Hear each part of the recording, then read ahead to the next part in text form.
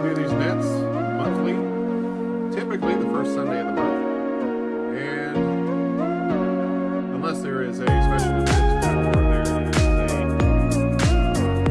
severe weather event that could bring up normal rain. It would help to transition. They did something to the software.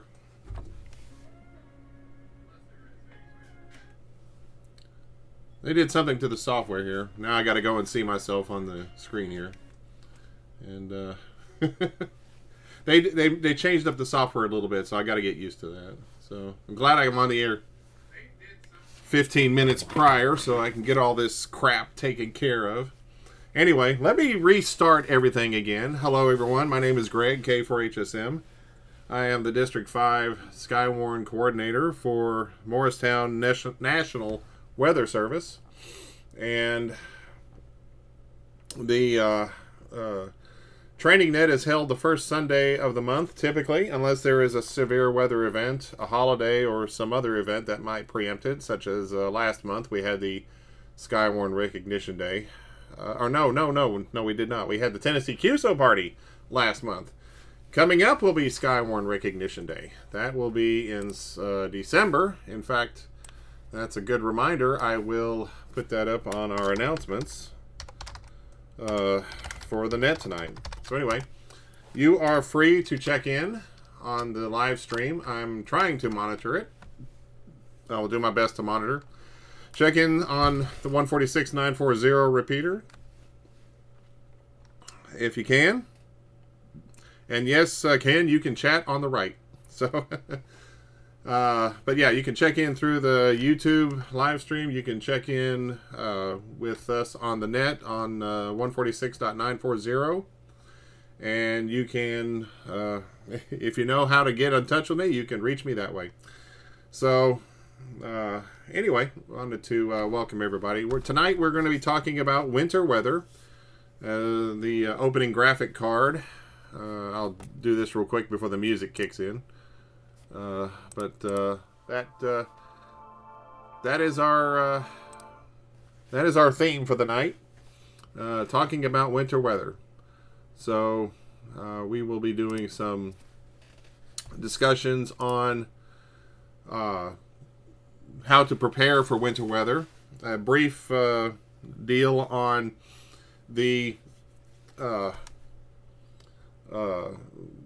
types of winter weather advisories and alerts that you might get, and most importantly, how to prepare yourself, how to be ready for winter. So, found out some very interesting things, and when I was doing some research for this, so I think it's important that we kind of discuss that.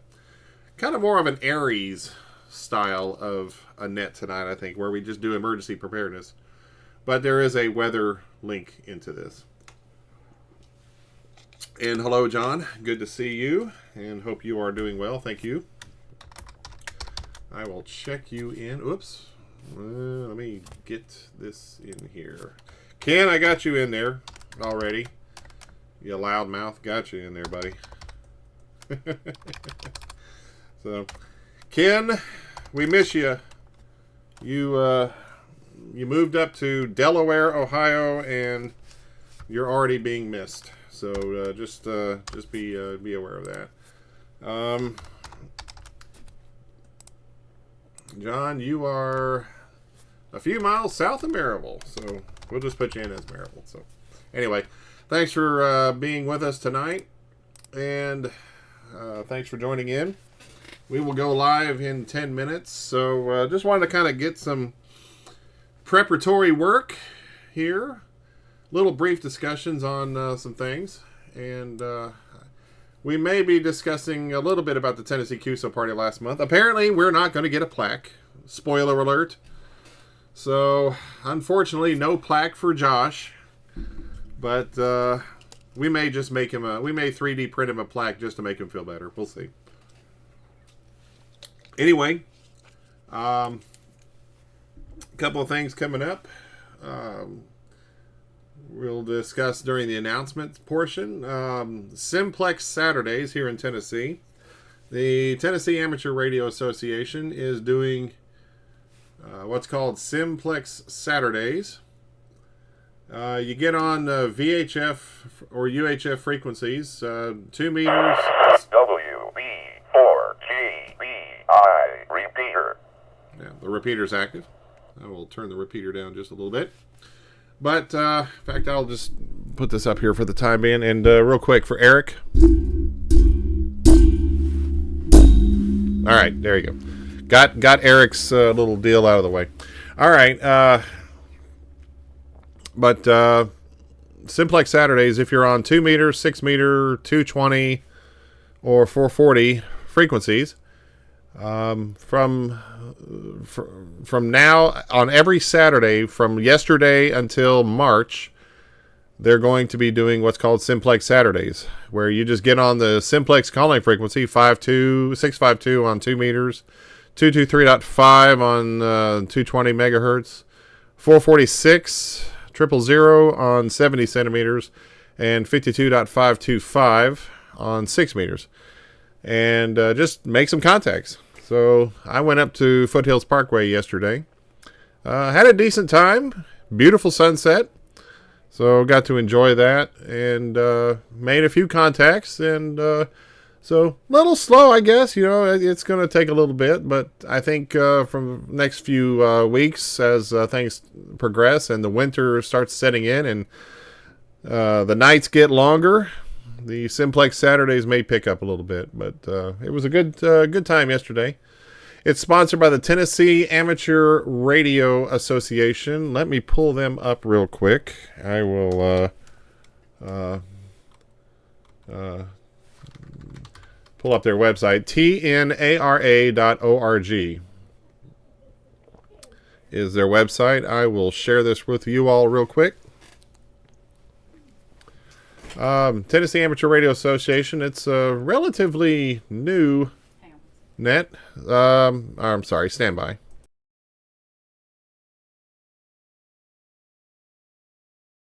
Sorry about that, folks. Tennessee Amateur Radio Association started last year. Membership is only $12, and they're focused on Tennessee. So you get... They have a few events coming up. They're the sponsor of the Simplex Saturdays. I just joined up with them a couple of weeks back. So I don't know if they've got their website talking about Simplex Saturdays here. I'm looking. I don't see it, but they do offer testing. If you get a membership, you can take your exam or upgrade for free. And if you're an extra class like I am, you can give that credit to a family member or maybe a close friend and let them take their exam for free. So I think that would be a pretty good deal if you want to get in on that. It's Tennessee Amateur Radio Association. They are the ones sponsoring Simplex Saturdays. I will try and find the advertisement for it. But basically, they're running from 5 o'clock to 7 o'clock, they say on one of the announcements, but I've been getting conflicting notes. Some say 7:30, some say 8 o'clock. So pretty much just join in on Saturdays and make some contacts and let them figure it out. So anyway, had a good time yesterday doing it, and we're going to do it again hopefully this coming Saturday. And we hope that you will be able to tune in on Simplex. Again, go to the Simplex frequencies, 146.520, 52.525 on 6 meters, 223.5 on 23 centimeters, and 446 000 on 70 centimeters. That will get you on Simplex Saturdays. I also even got on 10 meters, 10 meter FM. And hello, Josh, from the meth capital of the world. I don't know why they call that the meth capital of the world. I am not going to ask. All right. I got to move this microphone stand because now it's in the way. So hopefully you can still hear me. And again, for Eric, I'm going to give him a double shot. All right. So here's Josh, A4WX. and got you in Maryville, somewhere around the meth house or something like that. All right, we're 5 minutes away from going live with the net. If anybody has any questions they want to throw in for the net, if they have anything they want to discuss, absolutely let me know. I will certainly try to answer them as best as I can. I am not the expert. That's why we have a net, so I can have other people be the expert. So, anyway, hope everybody's having a good day. It's a little bit drizzly here. There's a little bit of rain coming in. Nothing severe. No severe stuff. But it's been kind of a cloudy day. Not necessarily gloomy. I was able to get all my my yard work done, but still just kind of overcast. Like it's going to rain, but and there's a little bit of showers here and there, but nothing in the immediate area. I think there's some tropical influence from the Gulf and from the Carolinas, but nothing that is going to affect us, at least nothing in a severe nature. I did want to call one thing out real quick while we're here. There's been some stuff on Facebook, and there's some meteorologists pointing these out. And again, we've talked about this on previous nets. There are forecast models that have predicted things. The forecast models try to predict up to 10 days out. These forecast models are that. They're just models. They don't actually... They're not set in stone. They try to give meteorologists an idea of the patterns that are coming up, of what could be. And some of these people on social media, what I like to call social meteorologists, they like to take possibilities. They like to take some of these models. There's different models from different parts of the world that do different modeling predictions up to 2 weeks in advance. And if these social meteorologists find one that looks gloomy or looks threatening or looks to be of some significance, they just throw it out there on social media and say, oh, here in about 2 weeks we could have 0-degree temperatures. We could have a lot of tornadoes. We could have a hurricane. We could have hurricane force winds. We could have hail the size of watermelons, So they like to throw this out, and it's like, oh, it's a forecast model 2 weeks away. And then the next day, that forecast model is going to be completely different. It's going to say, oh, yeah, it's just going to be a regular day. Temperature's going to be fine. It's going to be a lovely day. And then these social meteorologists, they throw that up there, and they just say, oh, yeah, the forecast has changed. Our bad. Our mistake. And there's now a call by some meteorologists to actually have these social meteorologists pull some of their content when they start fear-mongering. And these social meteorologists don't want to do that because they lose money. They lose the potential for income if they pull some of their content. So we need to start calling some of these people out. Some of these social meteorologists. Using these forecast models for 2 weeks out as a means of trying to predict the future and fearmonger and get people all worked up is, it's unethical. So just something I wanted to rant about before we actually started the net. So it's 8 o'clock. It's time to rock. And ladies and gentlemen, have a good net. Why don't we? This is K4HSM, East Tennessee SKYWARN Training Net. Is the frequency in use?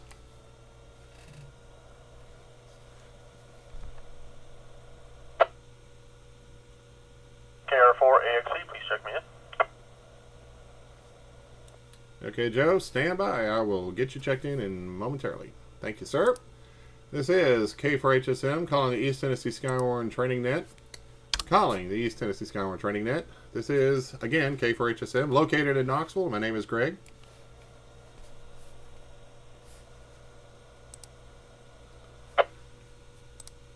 This net meets Sunday nights on the first Sunday of the month, typically, at 8 o'clock on the 146.940 repeater. Owned and operated by WB4 GBI Tim Berry. Backup frequency for the net will be 146.625. Before we begin, is there any emergency or urgent traffic that needs to take precedence? If so, please call now. WX4TYS.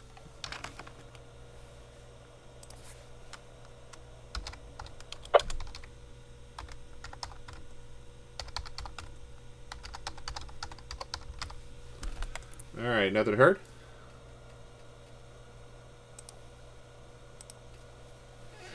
Purpose of this net is to train operators in SKYWARN, help with reporting, discuss weather content, and any issues pertaining to SKYWARN and severe weather. If there is an actual need for SKYWARN net, this repeater is the primary frequency for East Tennessee SKYWARN.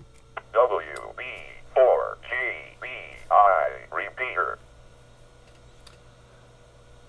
Are there any announcements for the net? If so, please call now. This is WX4TYS standing by for any announcements.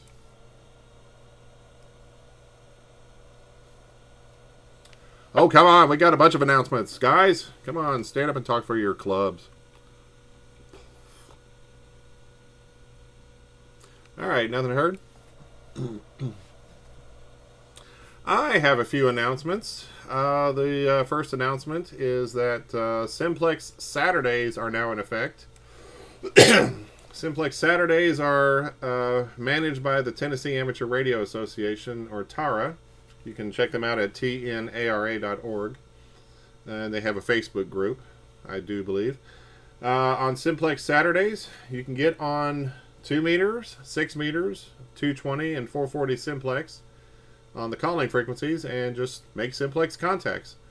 Typically runs from about 5 to 7 o'clock, although yesterday I was out there, started around 7:15 or so, and still made a few contacts. I don't think that's set in stone, to be honest with you. But purpose is just to kind of get Simplex frequencies going again. Just make a contact, make exchange, see if you can reach them on other frequencies there on the bands. I was actually up on the Foothills Parkway yesterday, so got a little bit of altitude up there and made a few contacts. Had a good time up there, and the sunset was beautiful, so was not going to not take advantage of that.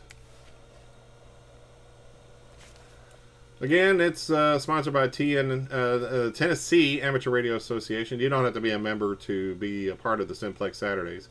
Later on our website at etskywarn.com or on our Facebook group, I will put links up to where you can get the contact sheet, the contact log, and the site to submit your logs. It goes from October until March on every Saturday. And try and make some contacts if you can on Simplex.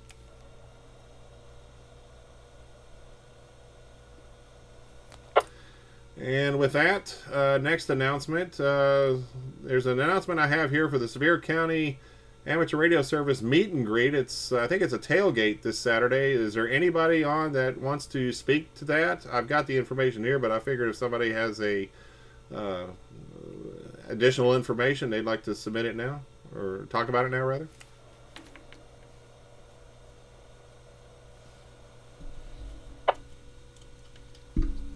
And the crowd goes quiet. All right, nothing heard? Well, here's the information I have. It's from 8 a.m. until question marks. It's at the Masonic Lodge on Boyd's Creek Highway in Seymour. And it is free parking and setup. So that's the information I have. It's a tailgate meet and greet sponsored by the Sevier County Amateur Radio Society. And it's this Saturday, October the 11th, from 8 a.m. until whenever. Once you're done with that,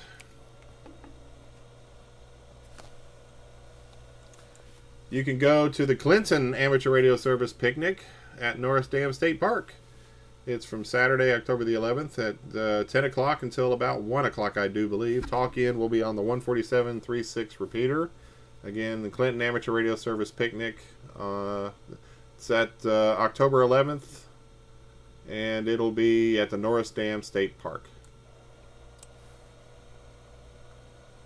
There seems to be a lot of activity on October the 11th. A few other events here in Tennessee as well. So be sure to check social media, check your local clubs, see what other activities are going on.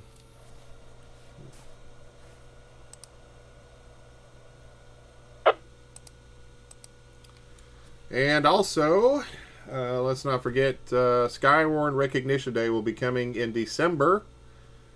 It will be from December 5th and through the 6th. It's a 24-hour outreach event. Morristown National Weather Service is planning to participate, and they will have some stations set up. Hams are invited to come out and participate, to operate, and to look at the WX4MRX setup and talk to a few of the people there. Some of the meteorologists may be able to kind of give you a nickel and dime tour of the building. It's not open to the public. It's just open to the ham radio community. And I mean, you can bring your family and friends, but they don't want just anybody there. There is talk, I understand, that they may try to do another open house like what they did last year. If you recall... AG4QWI. Yeah, hang on just a second here. If you recall, we had an open house last year at the National Weather Service in Morristown. It was preempted by Helene, and then they had it later on that month, which was very well attended. Hello, Brandon. Go ahead. Yeah, sorry, Greg. I was just jumping in. I'm not sure what parts you covered and what you had not covered, but we're going to have a large party that comes with you. They are welcome. That is one thing that I took away from the notes of the meeting from this last visit. Is they're not doing an open house for non-spotters, but if they are a spotter whose family registered with a SKYWARN spotter, they are welcome. So the door is kind of sort of open, although it is not open.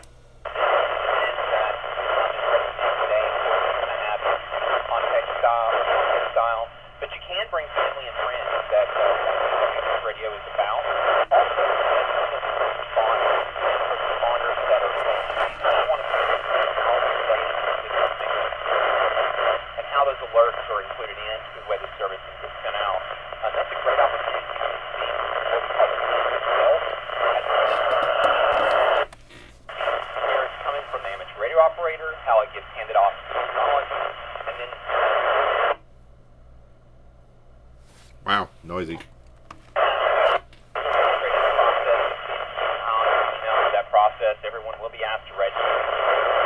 Visitors will not register, but there's a large party. You need to reach out to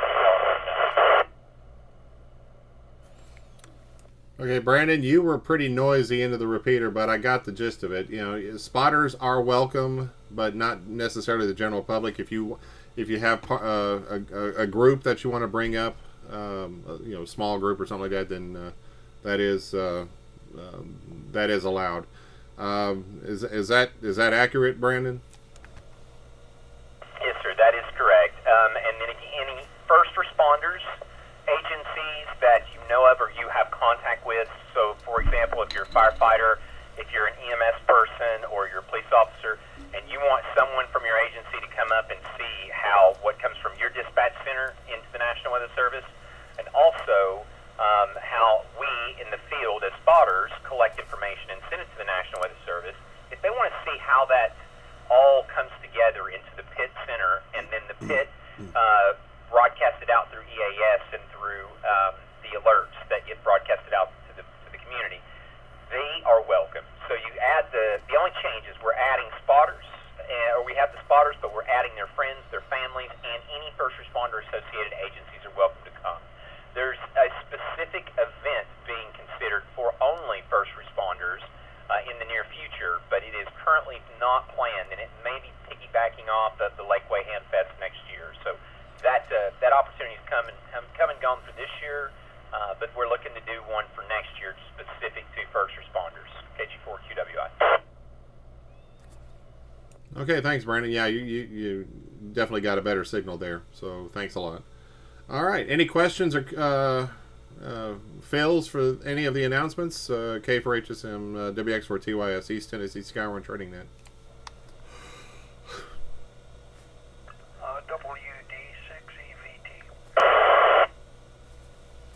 WD6 EVT, go ahead. Yes, I'm sorry I had to duck out of the room. Could you repeat the date and time for this? For SKYWARN Recognition Day, it'll be in December, December 5th and 6th. It's the first full weekend of December when they do the SKYWARN Recognition Day. They're still in the works on getting everything planned out, but yeah, that'll be the first weekend. It'll be at the Morristown Weather Service, and there may also be some remote operating as well. Brandon, you may be able to catch me on that, but I know Dale had talked about doing some operations where each of the districts have their own setup. Did you all talk about that at the board meeting, Brandon?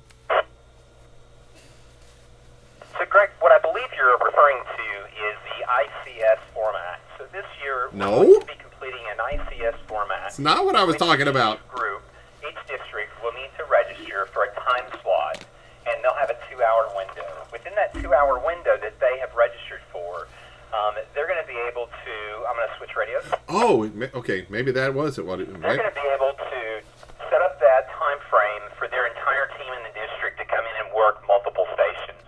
That could be different bands, different frequencies. Some of them can work in the pit for contacting other weather service offices and SKYWARN spotters out in the field.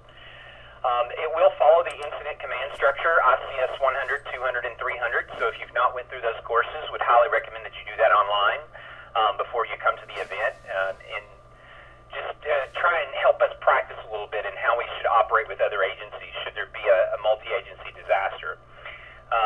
So I hope that answers your question, but each group, each district will represent 2-hour windows during the shift period, and then we'll fill in with anybody that wants to do extra shifts. So it is going to be scheduled, and you will need to register for those time slots. There will be a remote feed. We're trying to find a remote feed in which we may transmit this event live on YouTube, where it can be visualized there if you're not able to attend in person. I'm not sure about remote check-ins or if there's going to be any remote stations that will be working and allowing everyone to collect check-ins, so to speak. But I hope that answers your question. Let me know if it did not. KG4QWI. WB4GBI repeater. Yeah, maybe not. I thought it sounded like something different, but then it sounded like what he was talking about. So we'll find out. We'll get more information on that. Roger, it's not, the basics answer to your question is it's not until December 5th. It goes from, it's a 24-hour cycle from 0 Zulu to 2400 Zulu, which equates to 7 p.m. Friday night to 7 p.m. Saturday night. So hopefully that helps answer your question. Over. Okay, and is that when the tour is as well, or is that two separate events? Sorry, Greg, the tour is included. You can do the tour at any time. You do not have to register for the tour. You do have to register if you wish to work a station. Just if you're going to do a tour, give us a heads up so we know how many is coming, and then we can accommodate that. Okay. Yeah, at some point I'd just like to tour the facility and see what's going on there. That's it from here. Thank you. WD6EVT. All right, thanks, Roger. Any other questions or comments?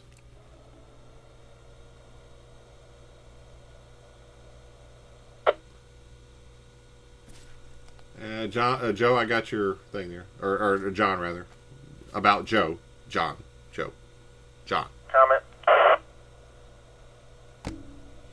Sorry about that. Real quick, I'll get to the comment here in just a second. Just so everybody is aware, I am live streaming on YouTube right now. You can go look for D5 SKYWARN Trading Net, and you can hear me talking to myself. And there's a live chat also as well. There is another announcement I will make here real quick. But comment, go ahead. KR4AXE. On the meet and greet on the 11th for the Sevier County Amateur Radio Society. The address for that is 510 Boys Creek Highway, and I believe we are also planning on having hamburgers and hot dogs. Last I remember we discussed that. Okay, is it kind of like a tailgate? I kind of got that impression because they were talking about free parking and free setup. Yeah, pretty much. I mean, if you got stuff you want to bring and sell, that's fine. Go ahead and bring it and sell it, and come meet everybody. I know I've missed a couple of things that I really wanted to get to, so I'm hoping that a bunch of people will show up because I'd like to meet some people. That sounds good. I will see what I can do on that, hopefully we can certainly make it out there. But yeah, thanks for the information. Yeah, 510 Boyd's Creek Highway in Seymour. Is that correct? Yes, sir. I'll be there plenty early. All right. Thank you very much, and definitely appreciate the comment there. Oh, what is going on here?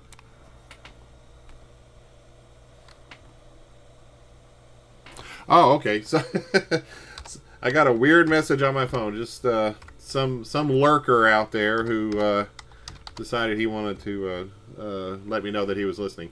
All right. With that, I'm going to take another call for any other announcements or any requests or questions about anything that's already been discussed.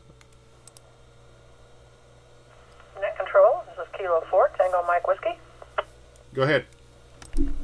I wanted to thank Joe for making that announcement. I will be there with the SCARS, Sevier County Amateur Radio Society table, and also for Sevier County Aries. But also, you said there's a Facebook page that we can look on the dates for that tour and everything like that. I would be interested in being there too. Yeah, we'll excuse me. We'll have information on the District 5 SKYWARN Facebook group when we have more information. I think it's still being hashed out. There's still some stuff that needs to be taken care of. There's also the issue of the government shutdown. I don't know how that would affect all of these. If we go into December with that shutdown, that could affect some of this activity. I know that essential services like the weather service are still in play through the shutdown, but extracurricular activities may be on hold. So that's just, I got no indication that there's going to be any preempting of it, but again, with things in general, things could change at a moment's notice around here. Okay, I'll keep listening. All right, Kilo 4, Tango Mike Whiskey, listening. Thanks, Greg. Not a problem, Kathy. Thank you. All right. Any other announcements?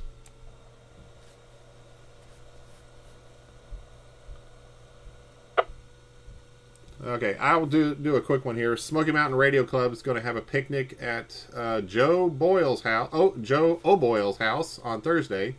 They need to RSVP with them. There's a SMARC mailing list, Smoky Mountain Radio Club mailing list. If you need to, if you're a SMARC member, you can go to W4OLB and get the information on that. So with that, we'll start taking check-ins here momentarily.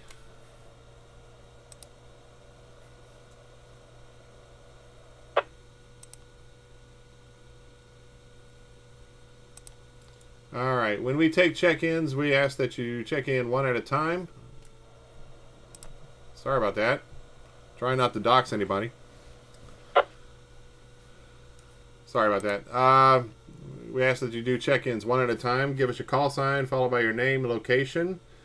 And we'll, again, do them one at a time. And if you have any questions, we'll try and answer them after we do this first round of check-ins. This is K4HSM, WX4TYS, first check-in.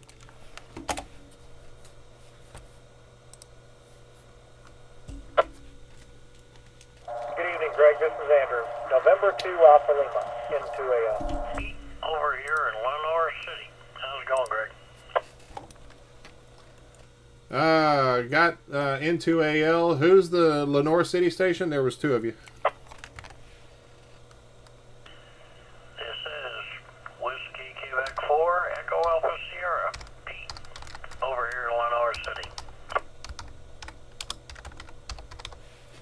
Yeah, I thought that was you, Pete. Thank you, sir, for checking in. Andrew got you in there. Saw you send me a message on Facebook there, so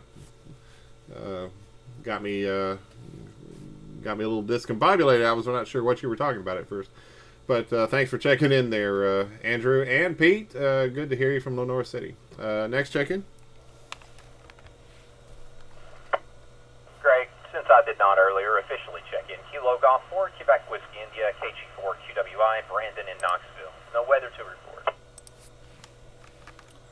Roger that. Got you in there, Brandon. Next check-in. Kilo Quebec 4, Quebec Charlie Juliet for AXE. Joe in Sevierville. Joe, got you in there the first time. Kilo Quebec 4, Quebec Charlie Juliet. Finish it up for me.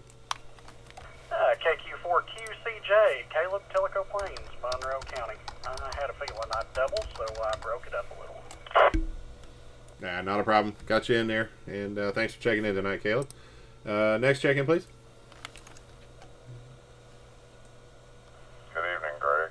This is Kilo Bravo 4 Tango Victor KB4 TV, John in Lenore City. Thank you, John. Good to hear you tonight. KB4 TV in Lenore City. Thank you, sir. Next check-in, please. This is Kilo 0 Golf Yankee Oscar K0 GYO Bart and also remote K0 LJM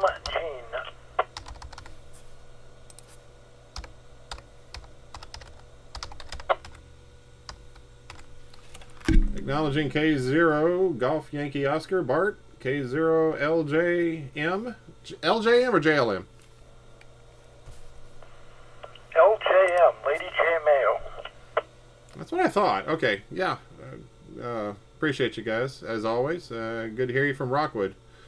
Bart Gene, actually, is the coordinator for the Roane County district there. District 4, I believe. You're District 4, right, Bart? Affirmative. It's Roan, Morgan, and Scott. Roger that. Well, we appreciate you guys, as always, checking in there. And thanks again. Next check-in, please. This is KU4S Bob in Lenore City. Was it Kilo Uniform 4 Foxtrot? That's correct. KU4S Bob in Lenore City. Thank you, Bob. Got you in there, and appreciate you checking in. And thanks again. Next check-in, please.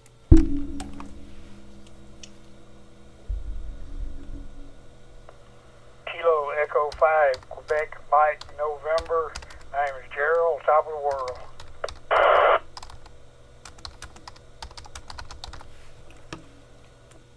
Thank you, Gerald, from top of the world, up there in the mountains, or the foothills, actually. And got you checked in. KE5Q Mike November. Kilo Echo 5, Quebec Mike November. Is that a QSL?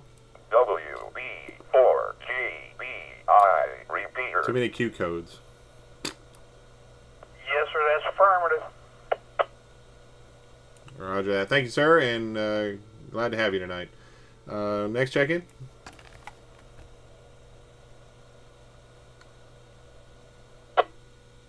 Kilo Romeo 4, Golf Tango Echo. KR4 GTE. Name and location, please. Name is Jeffrey. I'm in Seymour. I met you a couple weeks ago up at the Lakeway Ham Fest. I just passed my test that day. Yes, Jeff. Thank you, and glad to have you aboard. And congrats on the new call sign. So KR4G. Let's see. If you're old, if you're older than 40, you'll probably know this. KR4G. No, GTE. Right. Great. KR4 GTE. And actually complete the virtual SKYWARN training last week. Oh, you were able to do that? Great. Okay, thanks again, Jeffrey, and good to meet you, and glad you got your call sign there. So the hard part's out of the way. So it looks like you got it just in the nick of time too. So because I think with the shutdown, the FCC is not processing any new applications right now. So that's going to wait until all this is said and done. But thanks again. Next check-in, please. K4ARO, Carter, Seymour.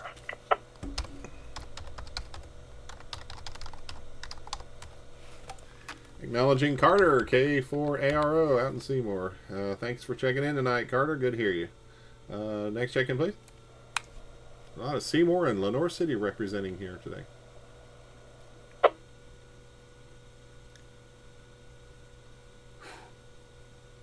All right, nothing heard?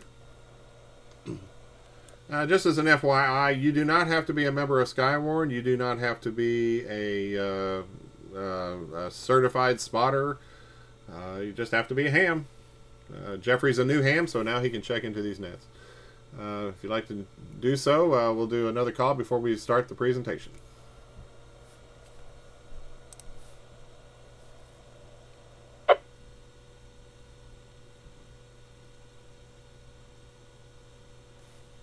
You can check in on live stream if you're monitoring, if you're watching us. All right, nothing heard?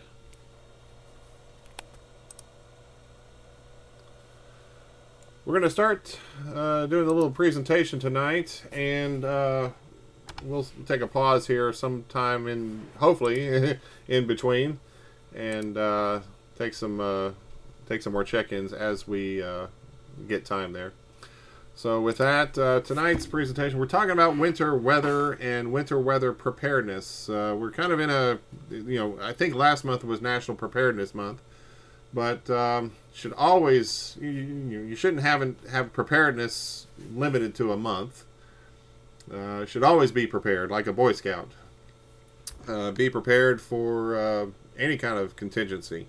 So some of the stuff I'm going to talk about is geared towards severe weather, or I'm sorry, winter weather. It's also geared towards severe weather in some instances. Don't know where you would need a snow shovel during a tornado, but you do you. Anyway, we'll talk and focus on the winter weather preparedness. I'll do some pauses, and you can add in some suggestions or throw in some comments or questions about some of the discussion here as we move forward.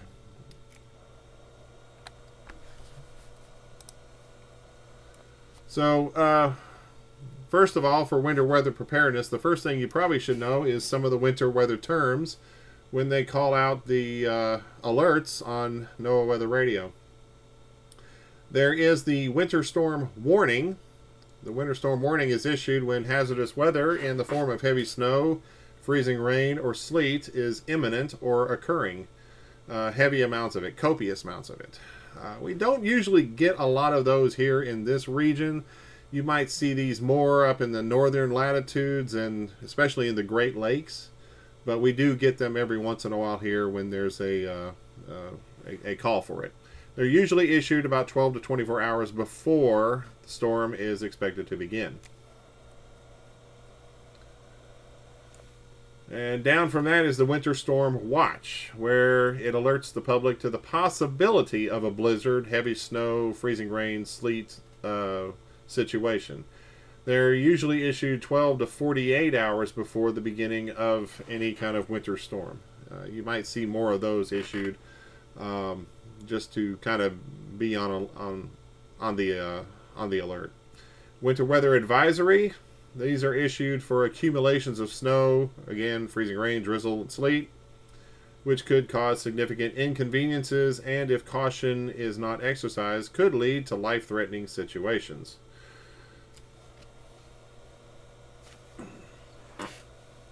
Another term for winter weather that you do hear often is the wind chill temperature. Wind chill is not the same as just temperature. It's just basically how cold you're going to feel if you're outside. There may be some discussion on whether or not you're naked, but again, I'm not going to get into that discussion. But it's on bare skin. So you could have a temperature of 32 degrees Fahrenheit, but the wind chill may be in the low 20s to upper teens. There are certain factors in effect, such as humidity and dew point, and of course wind speed. It could be 32 degrees in a calm situation, but with a gentle breeze, the wind chill comes into effect and makes it feel much colder.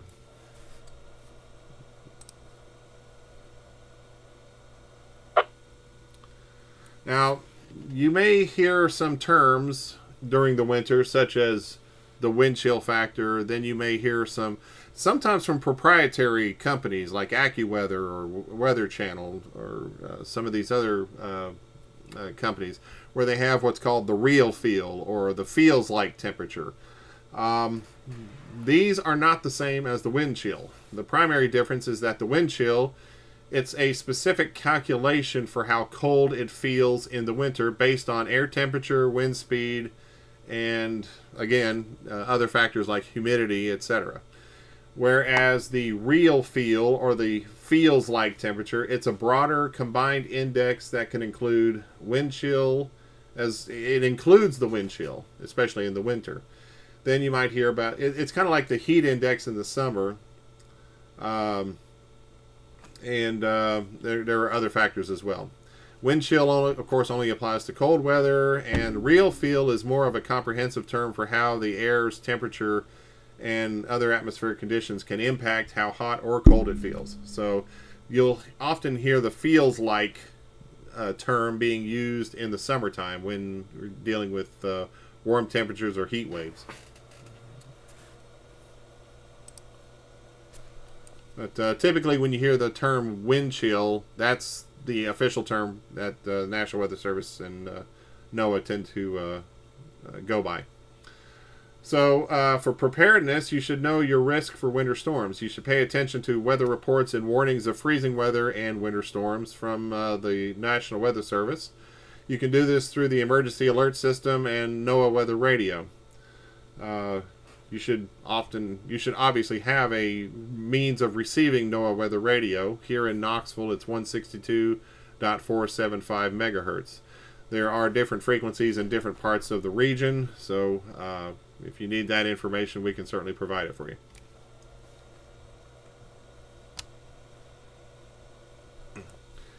Some of the general practices to prepare for the winter weather include keeping out the cold by insulating and caulking and weather stripping your house. Sometimes I will prepare for winter weather by putting up plastic sheeting on some of the windows in parts of the house that I don't tend to occupy very often, just as an added means of trying to keep the bad weather out. We recently had new windows installed, so that has helped in that by itself, but getting some plastic insulation from your local big box store or home improvement store can be used to cover the windows and help keep the cold air out. You need to learn how to keep your pipes from freezing, especially in areas around your house where the pipes may be exposed to colder temperatures, where there is lack of insulation. And also you should have, of course, naturally, smoke alarms and carbon monoxide detectors with battery backups, especially if you're going to try and insulate your house and keep your house protected from the elements. Carbon monoxide detectors will be especially handy. You'll need to gather supplies in case you need to stay home for several days without power. Keep in mind that each person's specific needs, including medications or oxygen or other means, they may need to be taken into effect. WB4GBI repeater. Along with members of your household, they include the four-legged kind. Remember the needs of your pets. Have extra batteries for radios and flashlights. If you're unable to afford your heating costs, weatherization or energy-related home repairs, you can contact the Low Income Home Energy Assistance Program, or LIHEAP. LIHEAP, I guess that's how you pronounce it. You can get that for help. You can reach your local utility agency if you need help on that. Again, these are just broad generalizations from various sources on the internet. Red Cross, weather.gov, and there's another one I've got here at the end of the presentation here.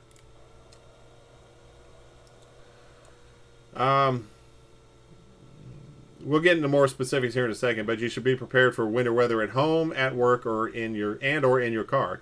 Create an emergency supply kit for your car, which includes jumper cables, sand or kitty litter, a flashlight, warm clothes, blankets, bottled water, and non-perishable snacks. I gotta be careful about the bottled water, because if it's winter weather and temperatures are really super cold, those bottled waters could explode. So be mindful of that. But also have some non-perishable snacks, little snack bars, oatmeal bars, something like that. Fig bars, things like that. And you should also make sure that you keep your gas tank topped off. Usually in the wintertime, I try to keep my gas tank above half a tank at all times.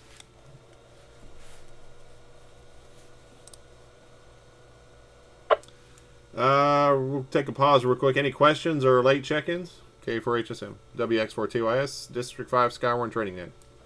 KG4QWI comment. Yeah, go ahead.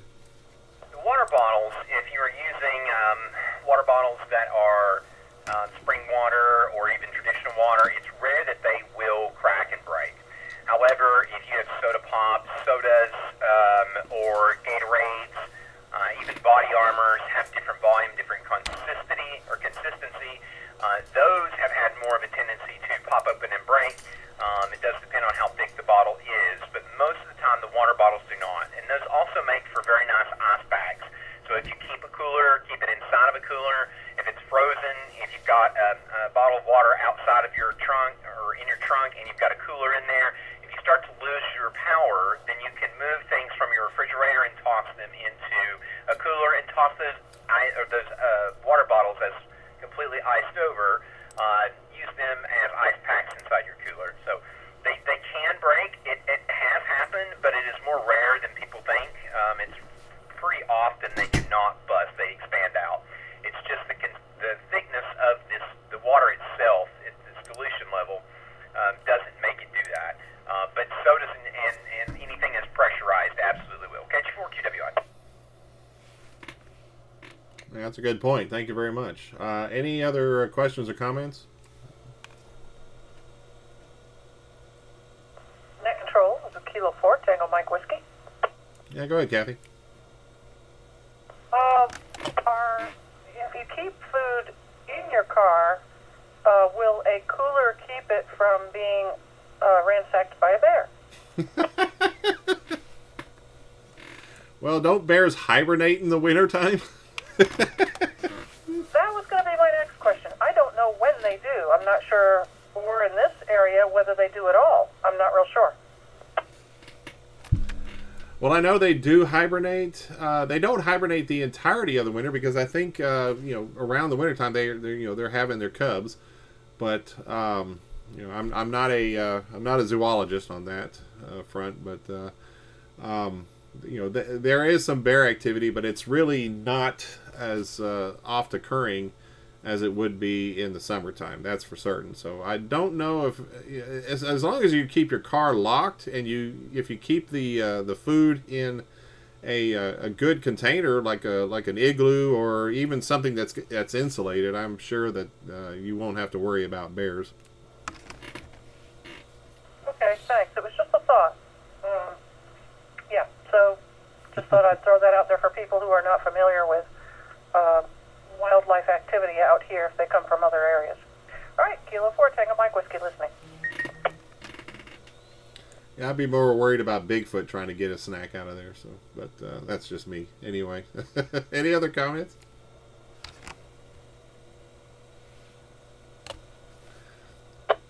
Bigfoot, rawr. Okay. All right, nothing heard. We'll continue on.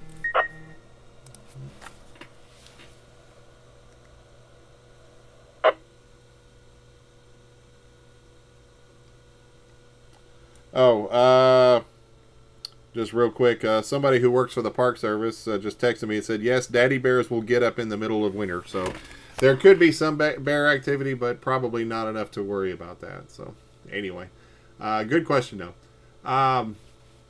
Thanks, Ken, and thanks, Kathy. So, some of the things that you should have in your car, to at least have on hand. What I would probably do is have something like a backpack with some of this stuff in it, or at least have a kit, kind of like a go kit. But for emergency supplies. This includes a cell phone charger, first aid kit, jumper cables. Your vehicle should have a spare tire. Doesn't hurt to have flares. Again, water and snacks. We've already discussed that. Full tank of gas, and again, try and keep your gas tank topped off, especially if you know severe or winter weather is coming. It's usually good to go ahead and top it off. Sand or kitty litter. Now, the reason for sand or kitty litter is in case you get stuck. If you get stuck in a ditch, or you're on an ice patch, sand or kitty litter, I don't think you can use. I mean, you could probably use some salt, but it may not have the kind of grip that sand or kitty litter has. Mittens, hats, boots, and other warm clothes, like a kind of a spare set of clothing with these features. Something for your hat, for your head, something for your hands, and something for your legs, especially socks. And maybe a second pair of shoes wouldn't hurt. So that if you are stuck in a vehicle for a lengthy period of time, your feet don't get frozen, or have issues with frostbite, where you might have had your original shoes trekking in the snow. You can get in the car, take them off, put on a dry pair of shoes. Also, flashlight, a snow shovel and brush, some blankets, and even a tow rope wouldn't hurt. And you would have these if you know that you're going to be in areas that might be remote. If you live in a remote area, these are where they can really come in handy.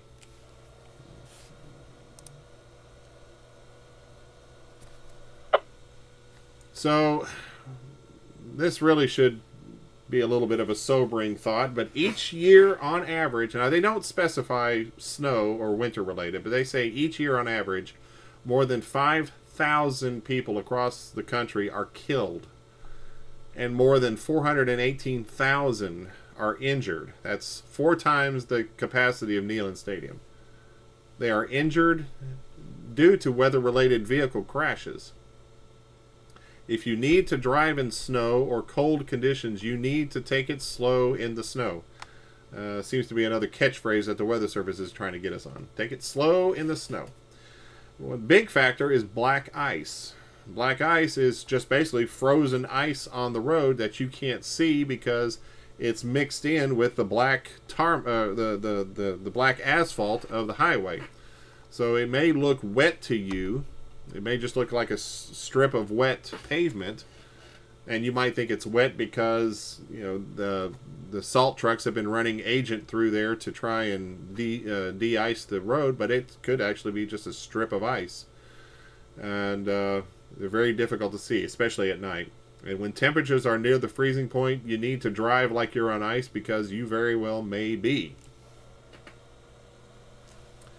This is especially poignant if you're going over bridges and overpasses. Bridges and overpasses are not exposed to the warmth of the ground, and so they tend to freeze quicker.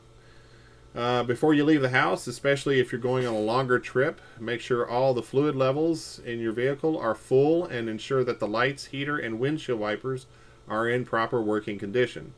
You should keep your gas tank near full, again, to avoid ice in the tank and fuel lines. Avoid traveling alone. I mean, unless you're going to work. I mean, you could always carpool. Let someone know that your timetable and primary and alternate routes. You can call 511 in some areas for the latest traffic and road incidents. I believe that is acceptable. That is accessible here in Tennessee. I think that is the proper traffic hotline number. You can also get construction and weather conditions and restrictions. Every state offers this Department of Transportation. Okay, so it is every state. All right. Could be a good idea to call that number before you leave, as it might change your plans. WB4GBI repeater.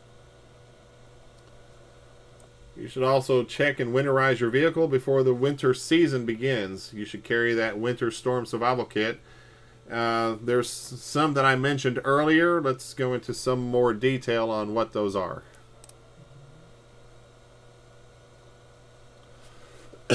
Again, the mobile phone, charger, and batteries.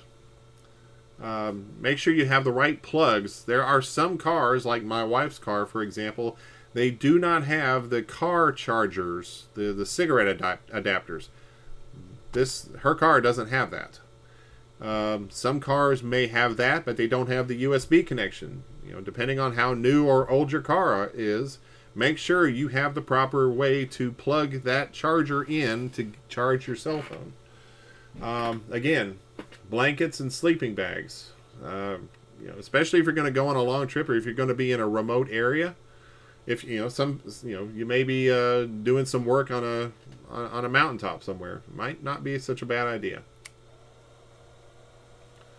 Flashlight with extra batteries. I like to have the headlamps, the ones that go around the head, so that I don't, I have both hands to work on something. Like if I'm working, if there's something with the car, like the car won't start, I can pop the hood and work on the engine without having to worry about the flashlight. And it's always right there on your head, and it's always where you're looking.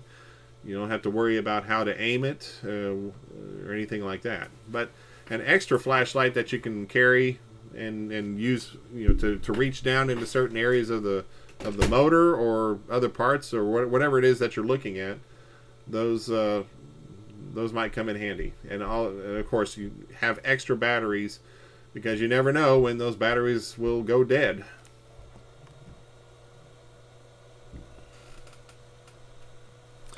I'm a little hesitant about those the kinds that have the rechargeable flashlights. I've not, this is a personal observation. I've not had good luck with those. The batteries tend to hold the charge for maybe 5 or 10 minutes and then go dead, and then you have to charge it up for 2 or 3 hours, and then they go dead again. So be mindful. If you got a really reliable flashlight that does that, absolutely. But I tend to have flashlights that are changeable batteries out, the one single-use battery alkalines.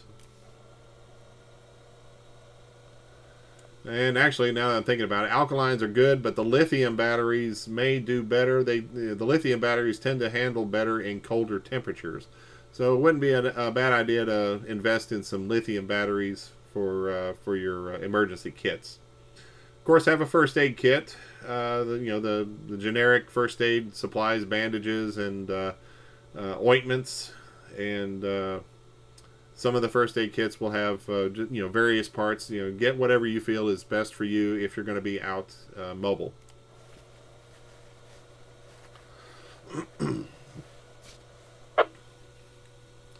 It doesn't hurt to have a knife or a multi-tool. I have a multi-tool myself. It's a Gerber, and I use that. It has pliers, it has scissors, it has knives, it has files, it has different little gadgets, little screwdrivers, a flathead and Phillips head. So I can use that multi-tool to whenever I need to. Got to be careful with it because it is metal, so if I'm trying to mess with the battery, I don't want to cross the two terminals and end up knocking myself out. But that's a good thing to have is a knife. A Swiss Army knife will probably do just as fine. High calorie, non-perishable foods. Extra clothing, again, we talked about that. A large empty can to use as an emergency toilet. Along with tissues, toilet paper, and paper towels. What you might want to consider, go to Home Depot or Lowe's and get you a 5-gallon bucket. You can put your supplies in there. You can get a lid for those, and then if need be, you can use as needed.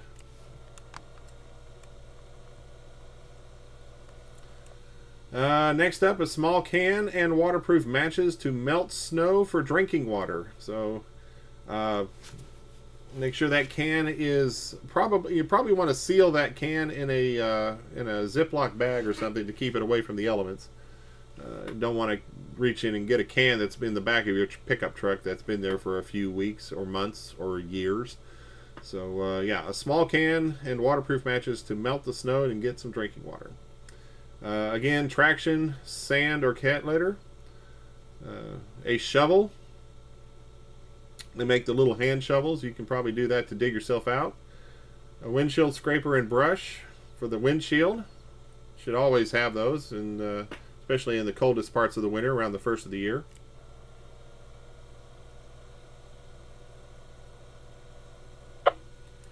Toolkit, or like I said, a multi-tool will work, but a toolkit may be needed. Get the tools that you would need at the very least, for your battery. Whatever kind of bolts or screwdrivers or whatever tools, wrench sockets that you need to loosen the terminals on your battery, at the very least you should have those, and you should always have those.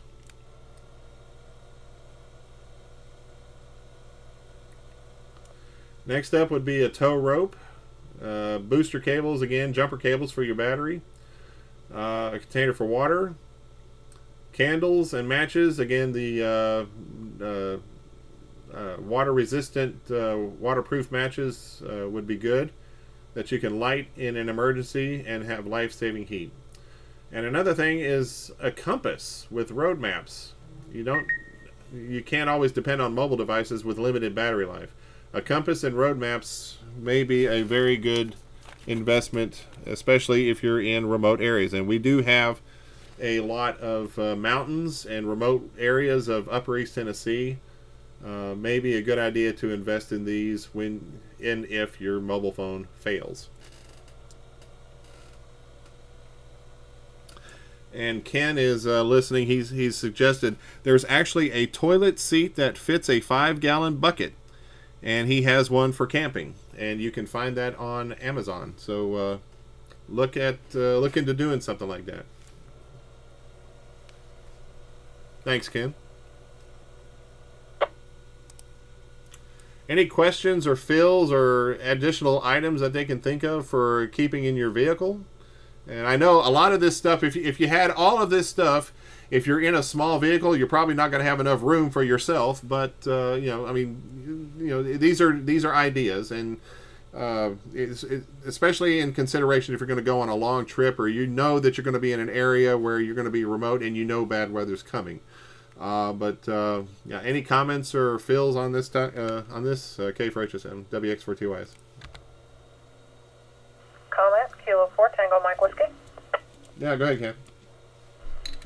Most people don't think, mostly it's the guys being out and about, but if you carry feminine hygiene products, for us ladies, the pads are also, because you never can tell sometimes when things get started, but also they're good for wound dressing.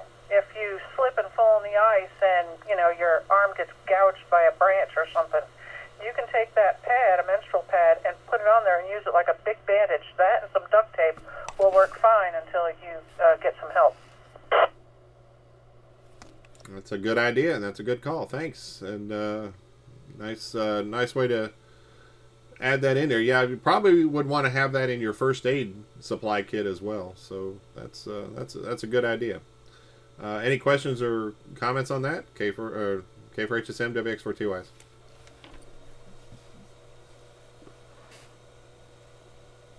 Throw some comments in the chat if you want.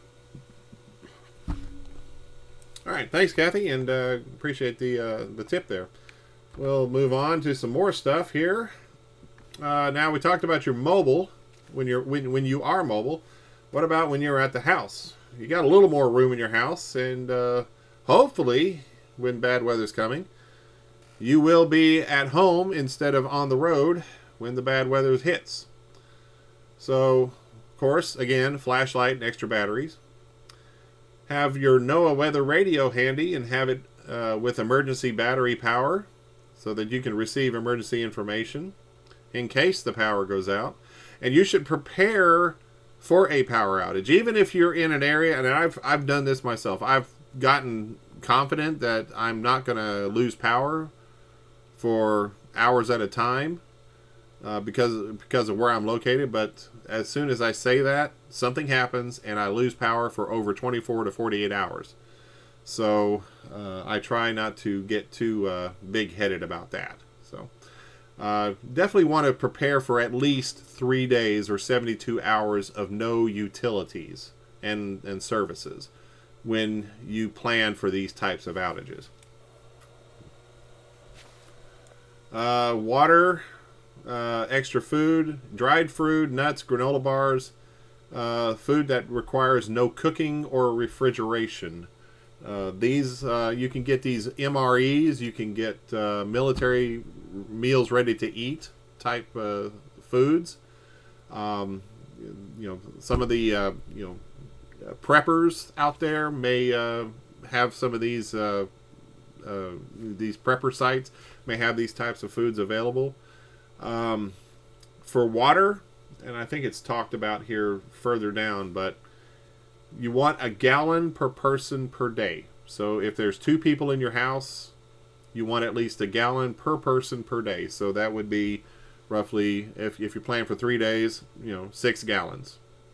And you want to have distilled water is the best, so that you can use it for cooking, you can use it for bathing, you can use it for treatment of wounds, you can use it to freeze and make snow cream. You never know.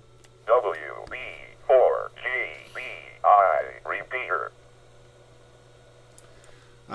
Extra prescription medications. If you're on any medications, kind of stock up on that. If you have kids, if you have babies, diapers and formula for infants. Have food for your kids, and have, of course, a first aid kit for everyone in your home. Heating fuel. I have a heater outside that uses propane and propane accessories. And so you want to make sure you have full tanks if you know bad weather's coming, or bad company is coming. You never know. Fuel carriers may not reach you for days if they deliver to you. So if you have like natural gas, if you use propane tanks, if you have fuel delivered to you, if you're in a remote area like my mother-in-law, make sure that they have you on the docket to come and deliver some fuel to you.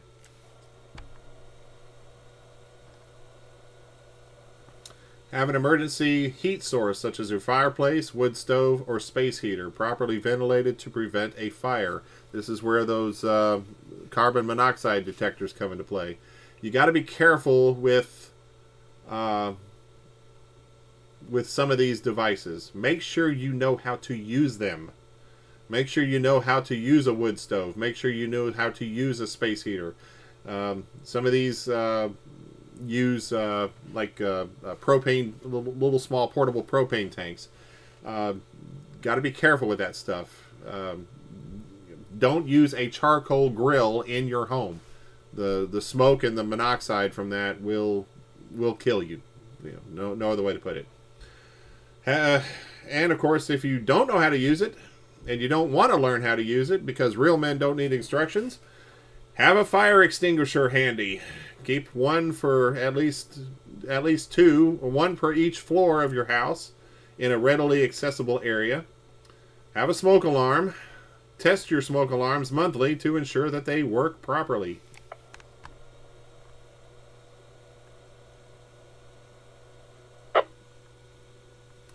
Have extra pet food and warm shelter for your pets. Bring your pets indoors. Don't leave them out. Don't be cruel. Have a generator. If you have a generator, make sure your generator is working safely. Review the safety guidelines. Do not, like the charcoal grill, do not run a generator in an enclosed space. Carbon monoxide. These gas engine generators produce a lot of carbon monoxide, and they need to be vented properly. Do not put them in your garage and close the garage door. Keep them outside. If you're worried about theft, chain them to something secure. Okay. Any questions or comments on or feels on any of this before we continue? I'll start to wrap things up. I know we're up on time at 9 o'clock.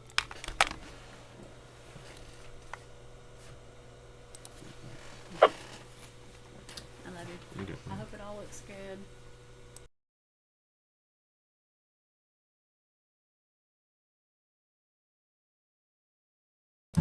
Nothing heard.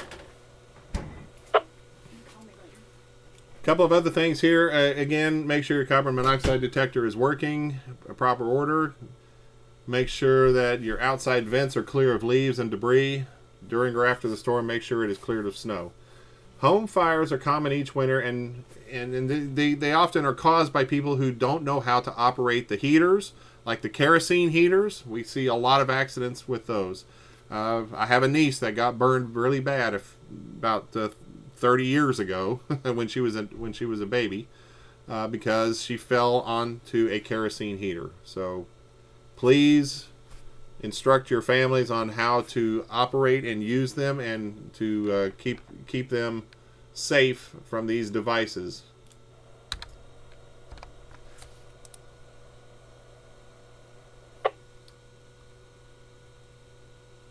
I'm not gonna. There's a segment on farms. There is, we are in a lot of farmland. I know most of you probably aren't on farms, but just as an obvious thing, make sure your farm animals are in a proper shelter. Make sure the shelters are properly laid out, and have extra feed for those animals that you are taking care of.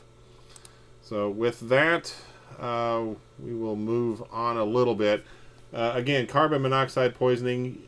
Generators and grills should be operated outdoors and away from windows. Never heat your home with these things. Again, carbon monoxide, that's the key factor in this. You should use an oven or stovetop. Or you can use an oven or a stovetop to heat. I know I used to do that when I was a kid at my grandmother's house. But these are also dangerous, and risk of fires, burns, and damage to the appliance from excessive use can result. So be careful with these. And with that, I'm going to take another call for any late check-ins. We're getting close to time here. WX4TYS.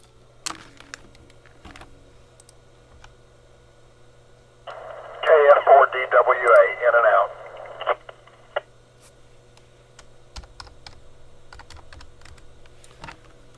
Acknowledging KF4DWA. Can I get your name and location real quick there? It sounded like you were mobile. I am. My name's Al, and I am mobile in Knoxville. Okay, sounds good. Are you from the area? Sorry, the call is not familiar to me. I am. Okay, great. Yeah, sorry. I may have talked to you before, but if not, good to meet you. Thanks for checking in, and we appreciate you participating. So hopefully it's some good information for you tonight. Any other check-ins late? Call now, WX4TYS. KC4ZWA, Jack in Campbell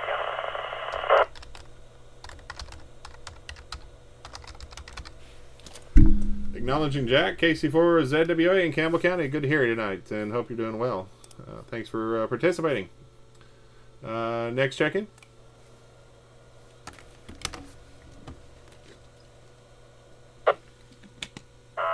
KR4DJY, Derek, visiting Pigeon Forge from Wilmington, North Carolina. In and out.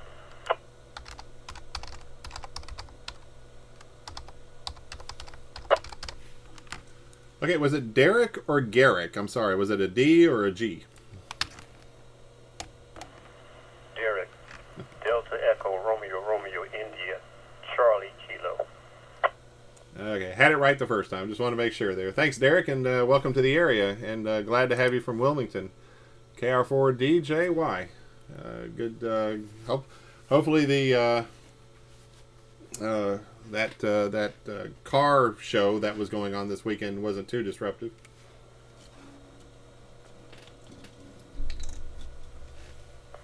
It made moving around very challenging, to say the least. Yeah, I can only imagine. Anytime there's a rod rally or a car show up there, and I try to stay away from the area because I know it's going to be gridlock. But anyway, with all that hopefully out of the way now, hopefully you can enjoy the rest of your time here. So welcome to the area. If we do have a SKYWARN net, we use this repeater, and you're more than welcome to check in and let us know what you're seeing. Absolutely. You don't have to be a spotter. Just have to be a set of eyes that are looking to the skies. So, thanks again. Any other check-ins? WX4TYS.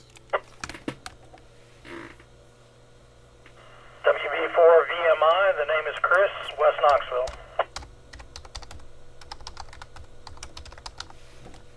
Thank you, Chris. WB4VMI. Got you checked in there. Thank you, sir. Good to hear you tonight. Any others?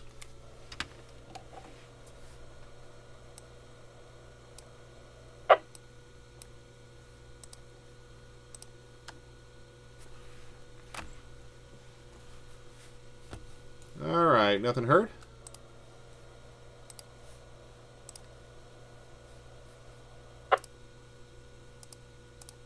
Okay, just real quick, I wanted to acknowledge the sources that I got this from.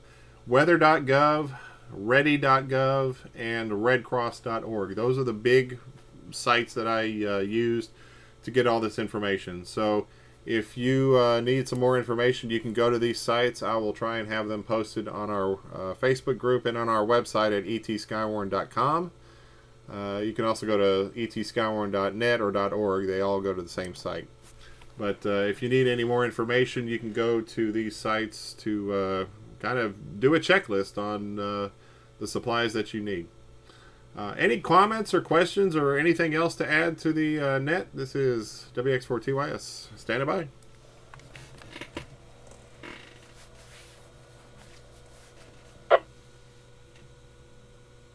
It's a quiet night. Okay, nothing heard. WB4GBI repeater. We'll make this presentation available on our website. I don't know if I can post it on Facebook. I don't know if they allow this type of files, but I'll see what I can do to attach it and or at least link it so that you can review it at your leisure. And with that, we will go ahead and begin closing down the net. I'd like to thank Tim Berry, WB4GBI, for the use of the repeater. The net, again, meets the first Sunday of the month at 8 o'clock. Unless there's a holiday or there is a special event that might preempt the net, we will try and have our net schedule posted on our social media and on our website so that you don't attend when we're not there. But with that, I'm going to go ahead and close down the net.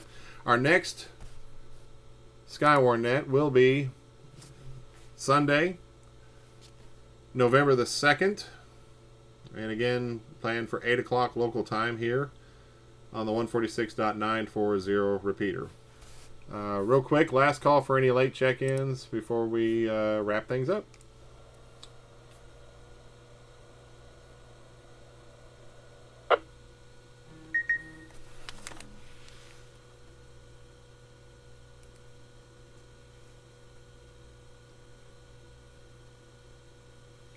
All right, nothing heard. I want to thank everybody for checking in. We had 23 check-ins tonight, so pretty good. I guess everybody's trying to enjoy the last little squeeze of decent weather before things start to get a little chilly. I'm sure by next month it'll be a little tad bit colder. I think we'll be coming into like blackberry winter and all these other types of winters. So hopefully you'll be able to stay warm. Hopefully be prepared. And we'll try and figure out what to talk about at next month's meeting or next month's training net. So with that, this is K4HSM, Greg, WX4TOS, shutting down the East Tennessee SKYWARN District 5 training net at 10 after 9 local time, and we will return the repeater back to normal use. So 7-3s, everybody. We appreciate it. Appreciate you, and have a good rest of the night. K4HSM. And we are done. All right. I give it a couple minutes here to see if anybody wants to talk. Yeah, my usual scribe is apparently sick, so he's not been feeling too good.